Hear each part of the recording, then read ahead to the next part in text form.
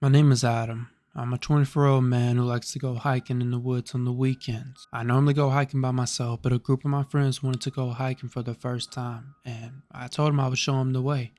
I picked up all my friends and we grabbed our hiking gear as well as our sleeping bags and got on the road and drove to our destination. It was a little after 5 p.m. when we arrived to the woods. When we got there, we tried to find a good spot to set up at. We wanted to be close to a lake so we could go fishing whenever we needed food. After scouting out the area, we then found a nice area to set up at. It was right beside a lake and on top of a cliff, and that had trees surrounding it. I then told my friends to go get sticks so we could start a fire, and I'd be in charge of setting up our camp area. Not long after, I got the camp spot set up, and we all began to make campfire because it was getting dark outside. After we all told each other scary stories trying to scare each other, we then got marshmallows and began to melt it over the fire because you can't go camping and not have melted marshmallows. Not long after, I began to get tired and told everyone I was going to try and get some sleep. I was then woke up to hearing a whistling sound. I opened my tent and I checked outside, but I did not see anyone, except my buddy John, who was smoking a cigarette looking at me and asked if I could hear the whistling sound as well. I told John, yeah, that's what woke me up. The whistling sound was coming from the woods right behind our tent, and the whistling sounds kept getting louder and louder as if the person who was whistling was getting closer. I could hear footsteps from the tree branches that would be getting stepped on and causing it to break. The person who was whistling then showed their face and they had on white face paint, and it was a group of men who were all holding spears in their hands. I could see the group of men from the tree bushes poking out. I then told John he warned all my friends to pack up because someone was out here. I then looked at the group of men and said, "What do you want?" with a demanding voice. The men then all ran and I could hear all the footsteps echoing through the woods. My friends and I were all scared but decided we would leave in the morning. I stayed up for most of the night until I finally fell asleep.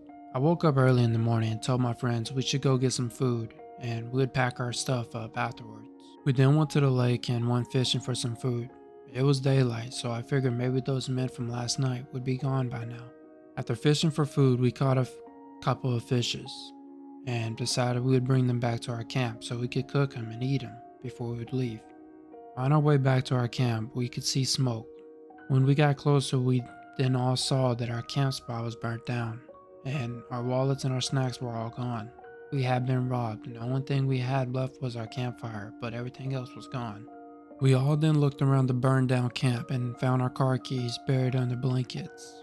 I guess whoever did this didn't realize they forgot to get our car keys. We then decided we would save the fishes for another time and it was best to try to get out of here because this forest was not safe.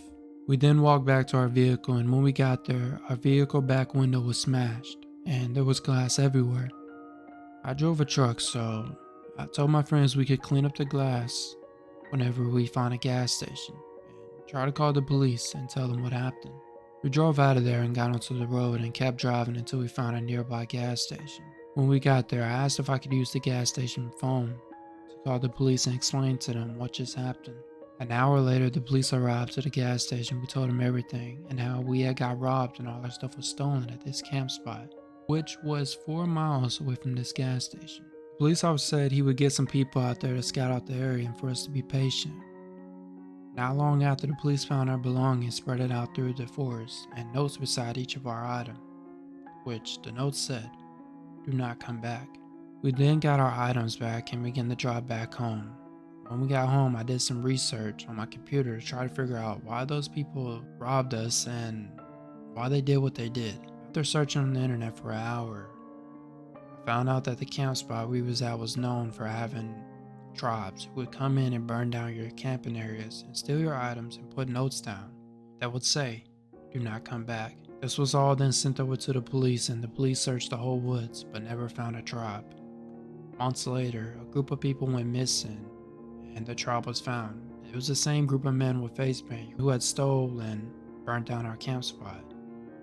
They were soon arrested and now by law, the camp spot has a sign that says, "Watch out for tribes." All I can say is me and my friends have not been back to that camp spot and we don't ever plan on going back again. This happened to me a few years ago. I was going camping by myself and I had not been back ever since. Let me explain and tell you the reason why. It was the weekend and I was off work. I used to go camping with my grandpa on the weekends, so I was not new to camping. I had been hearing about this new camping spot that was 2 hours away from me, and I wanted to check it out myself. After driving for 2 hours, I finally arrived to the camping area.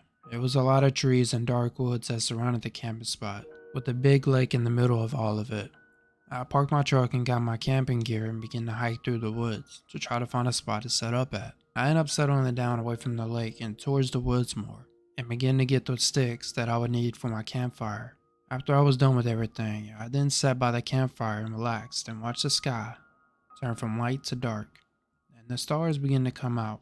It was honestly beautiful. This was one of my favorite parts about camping, was getting to see the stars at night. It was peaceful and quiet, and I could see the lake not far from my camping spot. I melted my marshmallows and began to eat and sit by my campfire until I would get tired and go to sleep. After sleeping for about an hour, I had to go take a leak. I went to the woods and began to go to the bathroom when I could hear something in the bushes.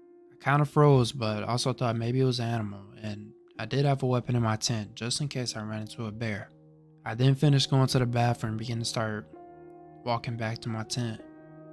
I could hear the bushes moving again. It sounded more like footsteps, not animals. I then grabbed my loaded gun and waited outside of my tent to see whoever was out there would show their face or if they would run. Not long after, I saw the animal run through the bushes. It was a raccoon. I then went back to my tent and went back to sleep. The next morning, I woke up and went to the lake to try to catch a fish so I could eat. I left my gun in the tent because I didn't think I would need it. After fishing for about an hour, I then decided I would go back to my camp spot and cook up the 2 fishes that I had caught. On my way to the camp, I could see a group of men around my area, looking and opening my tent. I then yelled at the men, and they all took off. I rushed over to my tent and everything was still there. I checked and could see that my bullets were taken, and I only had 2 bullets left. I was frustrated and began to cook my fishes I caught over my fire.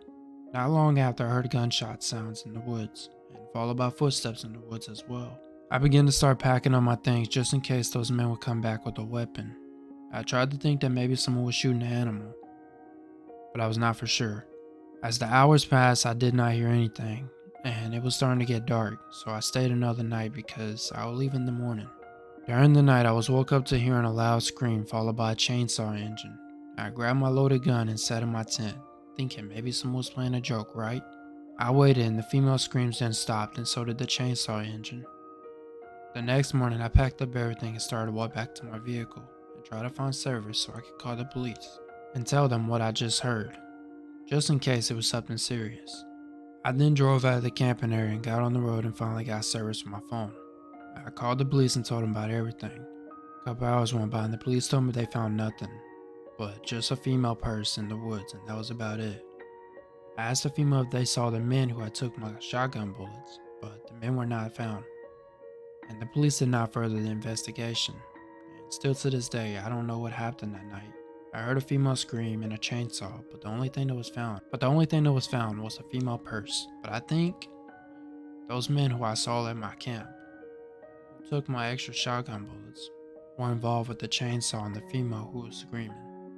Purse was empty and nobody or anything was found that night.